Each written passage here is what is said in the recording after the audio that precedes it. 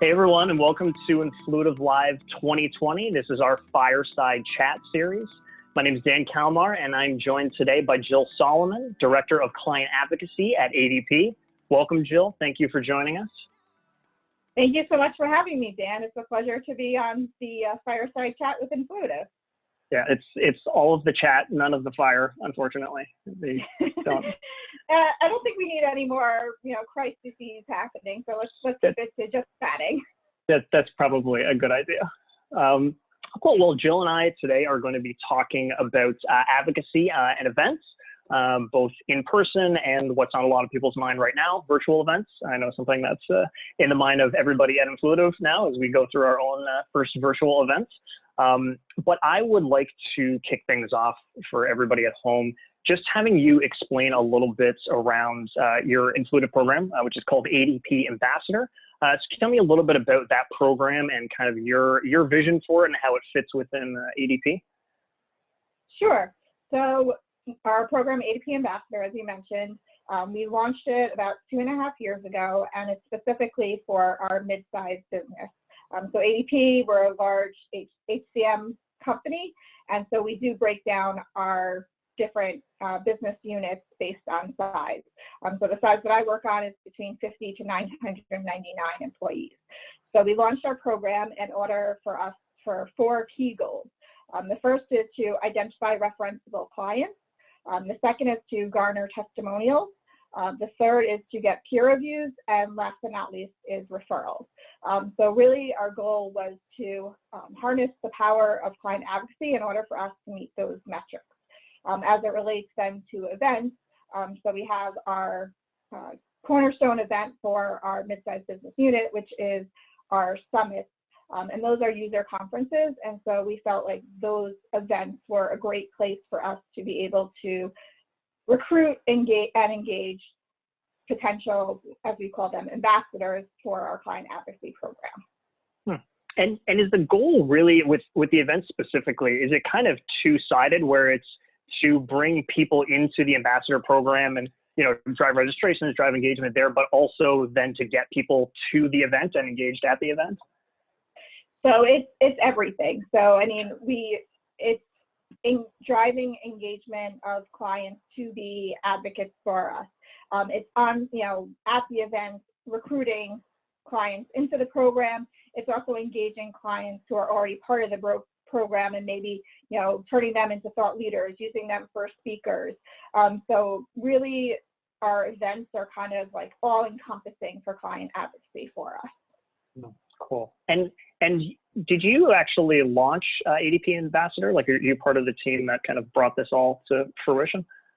So yes, I was hired about 2 months as we were about to do our kickoff meeting. So my manager at the time that had selected Influitive, but then they realized they needed somebody to be kind of managing the day-to-day. So I was hired to be the community manager. So I was part of all of the initial meetings and setups and coordinating the different departments.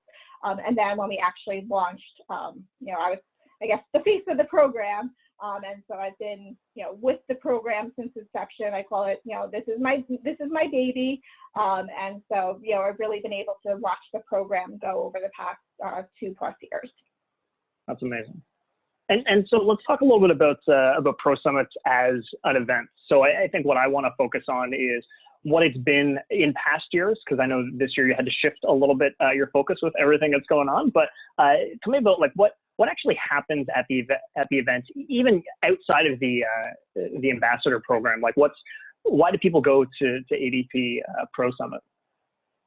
So there, as I mentioned, there are user conferences, and so in the past, excluding this past spring. So usually we have them in the fall and we have them in the spring. We have them on site at various locations across the country. We kind of break down our business into different areas. So it's central, south, east, and west. And so we'll pick a city in each of those regions where we'll host an event. It's 2 days. We have our clients from those areas come and participate. They take classes from everything from reporting 101 to also learning about new compliance or tax issues coming up or more thought leadership type of pieces. in addition to the the sessions that are happening, we also do have different specialists that are on site available to speak with any of our clients to help them through maybe a specific issue that they have, either with their system or they just want assistance in a different area. So we have a whole area where clients can go to speak with different specialists. Then for the ambassador program, so we actually have an ambassador lounge, and that's an area where anybody who's part of the ambassador program can come in throughout the course of the day. We had a headshot photographer on site doing complimentary headshots for our ambassadors. It was a way, myself and my colleagues were in the room, at all these events, interacting with any of the clients, either those that had just joined or those who had been part of the program that I just never got to meet face to face. So it was a really great networking experience, and that's really what elevated the level of the conference. Again, it was a place that people could go and kind of like, we were the party room. So you're the cool table there. Exactly. We had snacks, we had lounge chairs, and so we were kind of the fun area that people could go to in between their sessions. So that was the experience that we wanted to bring to the event. In addition to that, we also did have a table for people to sign up. And so outside of the ambassador lounge, if you wanted to go, and become part of, become an ambassador, we had a whole sign up and registration table. So we were pretty active at the conferences themselves. And again, this was the opportunity for our clients to meet and network with others, as well as, get that one-on-one attention with an ADP representative. Yeah, and I think there's so much value on both sides. I think for your customers, there's the obvious value of putting a face to the name with you, with other people at ADP. But I know, kind of one challenge that we all face in marketing is we're often very disconnected from our customers. We're working in this office on a computer, but we're not actually talking to the customers. And having a community that you can, run and tap into is a good kind of stopgap solution. It's a really good intermediary step. But yeah, I think sometimes there's nothing quite like actually being in the same room as your customers and hearing them talk about your product. Like, I'm sure that's probably a pretty invigorating experience for you. Yeah, no, it's definitely great. But what I will say about having, the Influitive platform is the fact that, like, I already knew our customer, or I didn't know everything about them, but I definitely knew a lot.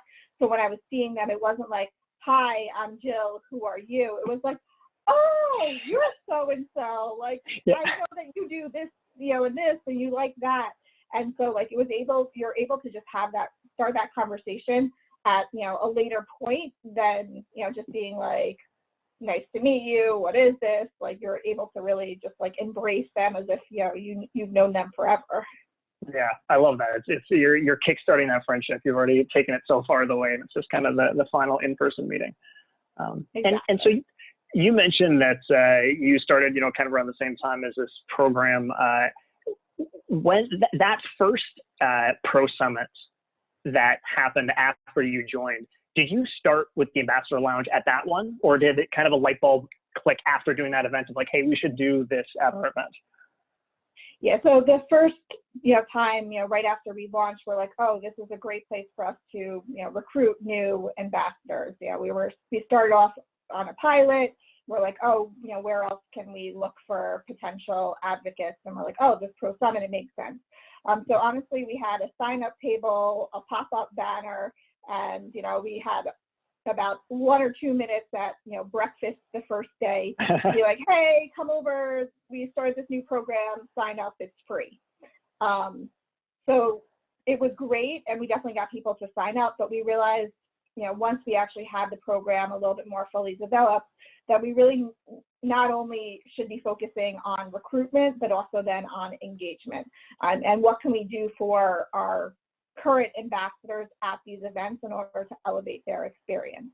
So that's where we came up with the idea for the Ambassador Lounge. We also did a networking dinner in between, so it's a 2-day event. So in between the first day and the second day, we invited some of our top ambassadors to an exclusive dinner in order, again, to give thanks to them, as well as provide them with an opportunity for them to meet face to face. Because we even had, so as much as I wanted to meet some of our ambassadors in person. We had ambassadors who never met each other, but who had engaged with each other on the program, and were so thrilled that like they got to eat dinner next to each other. So, it definitely was a good experience that way. We also were able to tap into our ambassador base in order to be speakers at our events. So we had 1 or 2 sessions that were, fireside chats like we're doing right now, and we were able to, tap into our network and say, who utilizes this product, who's open to speaking on a panel. And so that's something that we actually did prior to the event, was where we, asked our clients in the program saying, hey, we're thinking about this panel. Is this something that you'd want to do, feel comfortable doing? So it was not only just, giving, a lot of rewards to our clients, but it was also being able to utilize them for our event. Yeah. And can we get into the weeds a little bit of actually running one of these events and, what you're doing in your program before, during, and after the event? Like, I'd kind of like to just take it, one step at a time. Like take me to that, the start of all of this before an event, that mindset that Jill's in. Like, what are your goals of your program leading up to the event? Is it all just about like registration and getting people excited, or like what are those early goals for you? So it's interesting actually, because our events are actually put on through our client experience team, and I sit under the marketing team. So I work very closely with them. So they handle a lot more of like the logistics of, let's say, booking the venues and sometimes coming up with some of the topics. I work in conjunction with them, but that's not really something that I need to worry about. So what I feel is really important is, one is I'll help that team in terms of driving registration. So we'll make sure, one of the things that we do is we open up registration to our ambassadors before we open it up to our general client population. And that it gives us the ability to, because there are certain classes and some classes can fill up. So it's the opportunity for our ambassadors to have, first pick or first dibs at some of those classes. So that's an opportunity that we do. We also promote in our rewards catalog discounts for our pro summits for ambassadors, so they can redeem their points for discounts to those events. So we, not only are we, again, recruiting and engaging, but we really are making sure, using the tool to, promote the events coming, encourage registration, get feedback on, the agenda. We've definitely made 1 or 2 tweaks as a result of people kind of coming in and telling us about it. And then on the flip side, when it's, we're putting on the event, I'm working with the team to make sure that there's language in, confirmation emails when you register for the event about the ambassador program. So we can get people signed up for the program even before the event takes place, so that way they get that ability to, join the advocate journey early. We also will use the platform to inform our ambassadors of, like, we had an app that people could download for the event. So we directed people to download, the app for the conference. We asked them to start introducing themselves to others using the discussion board in, the Influitive platform. We also, ask them, like, do you have any favorite restaurants in the area, and, sharing that, or, when are you coming in, so they could possibly meet up with each other. And then, we had, a whole research team on site doing research for us, and that's something that ADP has, a whole research institute. So we encouraged our ambassadors to sign up to participate in those research studies in advance. So we really use the platform in multiple ways in order to, again, drive registration, get feedback, identify speakers, tell them important information, so as when they got to the event, they could, hit the ground running. Yeah, and I think also just kind of builds excitement, right? Like, there's I know any events I've been to, especially, something on the scale of this, and there's so many people there, you kind of don't know where to start almost, right? So I'm sure this is such a really good framework to get people excited, but also hopefully, nudge them in the right direction when it actually comes time to going to the event. Exactly. And so what's happened during the events, right? So obviously, I don't know, there's probably kind of big stages that you go through, and it's like, okay, the before event stuff is done. You can sigh a little bit of relief, but now the event is happening. So I'm sure you're probably doing a lot of stuff on the ground in person. What's actually happening in your program, and then what's happening like on the ground in person? So it's kind of funny, you know, because typically I'll go in the day before the event starts, and like myself and my colleague will be there. And I mean, we are doing everything from like setting up decorations and making sure all of like the swag items that we ordered are in place. We also do things at the event in order for us to be able to identify and recognize our ambassadors. So we put labels on their badges that say ambassador. We had lapel pins.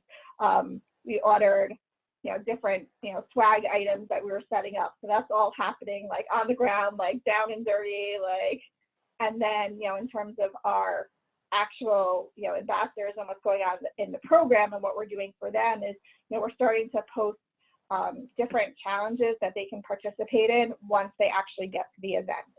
So what we did find is posting them like a day or two in advance is helpful, so that way they know what to look for. So things like take a selfie with another ambassador. You know, they're not on the actual day of the event. They may get really busy, but they may be checking in like a day or two before. So they're going to want to know like, oh, there's this, you know, challenge or activity that I can participate in. So let me, you know, mark that down so as I go and do that activity while I'm on site. So there's a lot of that kind of, you know, preparation and letting people know, or, you know, we'll start kind of posting more challenges more specific to the event, versus prior to the event doing more of just like friendly reminder or getting their thoughts. Yeah, and so you mentioned some of the kind of overall, the overarching goals of the ambassador program, right? How do you take advantage of this program and the gamification aspects to kind of drive home some of those points around, like, you know, references and those other things that are the program's overarching missions? But, you know, you've got these people right here. Like, how do you drive people to those stuff? So actually, one of the biggest things, especially when we do on-site recruitment, is we have a challenge built into the program asking if they're interested in joining our reference group. And so one of the things when we're doing the on-site registration and taking them through that process is actually making sure that the people who are working, you know, who are signing them up, point out that challenge. And also we do position it as, if you're enjoying, you know, the networking opportunities that you're receiving here, you know, and you'd like to continue to network and expand your group, then, you know, you might want to consider joining our reference group because it's a great way for you to network with peers. And so that is definitely one of our big drives, is in order to get more referenceable clients into the program, and just, you know, tying that into the events and that experience. So, you know, that's definitely one of the things that, you know, we tie in. You know, as far as, you know, testimonials and things like that, we do at the lunch on the first day of the conference, we do an award ceremony where we recognize some of our top ambassadors, and I pull them up on stage, and, you know, they come up, and then I actually ask them, you know, share with everybody in the room, like, you know, why did you become an ADP ambassador, and what do you enjoy most about the program? And so it's not me saying, oh, the program is awesome and amazing. It's actually our clients. And I have to say that I'm always so blown away with what they have to say. And like, you know, as I mentioned earlier, you know, references is a big deal for us. And I literally had one of my, you know, ambassador clients go on stage and say, I love this program because of the fact that I'm able to network with others and be a reference, and like, it's my favorite thing. And I'm like, I couldn't have paid somebody to like phrase it better. And I was like, and, you know, somebody else was like, oh, I like doing product surveys and feedback. And, you know, again, that is, well, it's not necessarily one of the four, you know, main pillars that we have. Like, it's definitely a key aspect for us, is getting, you know, product feedback. So the fact that, like, again, everybody, you know, all the different people that we recognize, like, they all hit on different topics, and you will understand the value of advocacy just from that, because you're like, I didn't do anything, I didn't force them into it. Like, yes, I'm recognizing them, but like, I didn't give them a script. They did it all on their own. And when they're saying those amazing things about you and about the program, are you looking around to see if your boss is listening or if anybody else on your team is recording it? Like, can we make sure that this goes, all the way up? Yeah, no, definitely. It's a nice feeling, and you just see the people nodding their heads, and you're getting comments even from when I have a chance to talk with other ADP associates that are at the event, and some of them may not even know about the ambassador program, and then like they learn about it even at the events, and they're like, wow, this is a great program. Like, I definitely will like either let my clients know about it or utilize it for the different needs. And so what happens after the event? So things are wrapped up. You maybe sleep in the next day. But what happens in that program after? Like, is it the event as an afterthought, or is it trying to give people the resources after, keep the momentum going a little bit? So it's definitely, we're trying to keep the momentum going. So we will publish challenges after the event, asking them to rate the ambassador experience, rate the event itself, trying to get testimonials that potentially our client experience team could use for future conferences. So there's definitely kind of the post event of like, what did we do? What did we do good? What could we do better? So we're definitely engaging on that front. We also do ask what sessions they enjoyed the most. Again, a lot of times we find that in the middle of the event, they're more likely to participate in like fun, quick challenges. But post events is where they're really able to give more feedback and response. And then, so for most recently at our spring, which was a virtual event, we actually had a guest speaker, thought leadership webinar that we were doing exclusive just for our ambassador base. And so we're able to publish that of like, if you enjoyed, the speakers at our, virtual summit, come and enjoy this, one-on-one interaction with this thought leader. So we typically try and tie it into potentially like another event or series or educational piece. And then for this past time, like we did a leaderboard, participation. So whoever participated in the most, pro summit challenges was recognized. So we'll kind of try and do some, tying up of loose ends for that. And then we also introduced another channel of challenges. So we really were like, if you've enjoyed all the challenges that you're doing in this, pro summit channel, go check out our new series that we just launched. So kind of giving them a path of where to go, especially for those that are newer to the program. And so when you look back on both this past virtual event, but also all these other in-person events that you've done over the years, what sort of results or feedback really makes you proud of what you've done? I think honestly, it's just getting that positive feedback from clients. Saying that like, they love either, the different items that we have available to them or the different opportunities, or just, whether that's, networking, or the fact that they love their headshot, or, the fact that, we put a smile on their face. So I think that's really what I'm, most proud of, is I think that it's not just about, the ask that, we're making of them, and, what it's more than just, like, okay, they're advocating for ADP. It's really like they've bought into the program, and they've bought into everything that we're trying to accomplish, which is, having that, networking and, thought leadership, and for them to be able to elevate their careers. Yeah. So I think that's really what I'm like most proud of, is the fact that we have clients that just, they love the program for that. And it's not just because we give them, points or rewards. Yeah, it's that intrinsic value that they get from it. Like, swag and stuff like that is nice. We all like getting it, but we crave learning and human connections and stuff so much more than that.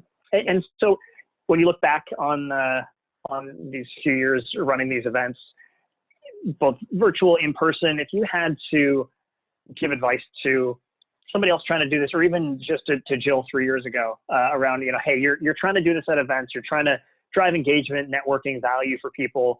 What are a few key things that other advocacy managers, other influitive admins should be focused on if they're trying to replicate the success that you've had? I think the first thing is, think outside the box. I think that, the example that I gave about, the happy hour, or the icebreaker chat, or anything that you can do.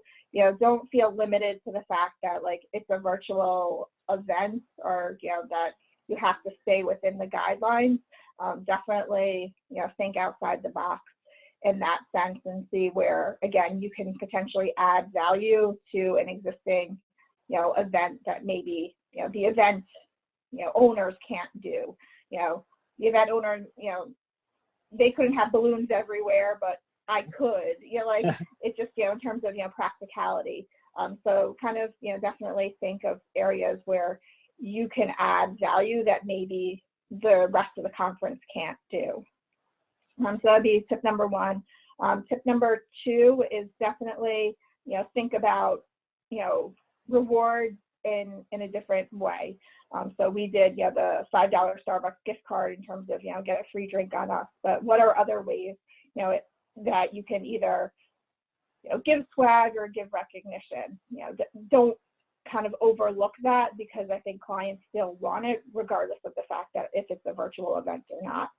And then the other thing is really figure out how to combine, the activities that are going on at the conference into your hub as well. So we did, take a screenshot of the session that you're in, and tell us something that you learned at the session. So it was making sure that people could kind of still attend their sessions, but also come back to the hub and have activity, and giving raffles on participation, and the leaderboard and things of that nature really kind of help to drive engagement during the event. And people are like, oh, I like having to take a snapshot of the session that I was in, because it forced me to make sure I attended, or make sure that I participated, because I knew that I was going to have to answer what did I learn.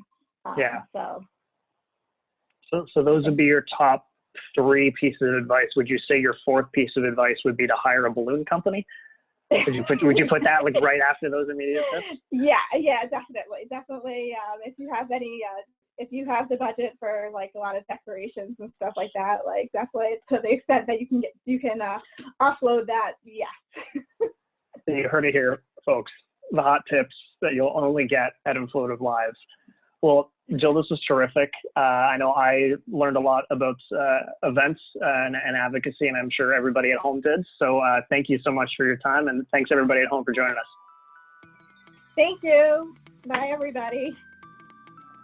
Now it's everybody's favorite question time. Maybe it's just my favorite time. Seriously, start asking your questions below.